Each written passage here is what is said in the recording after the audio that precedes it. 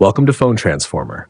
In today's video, we'll show you how to edit access point in Android and walk you through each step clearly and simply. Step 1. First, take your phone and open the Settings app. You'll usually find it on your home screen or in the app drawer. It looks like a small gear icon.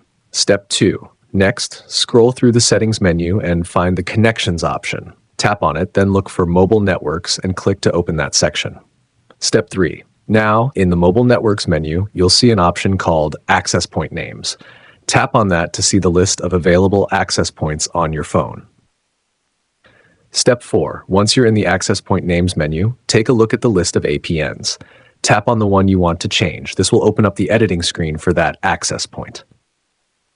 Step 5. In the editing screen, you can now change different fields like the name, APN, proxy, port, and more depending on what your network provider requires.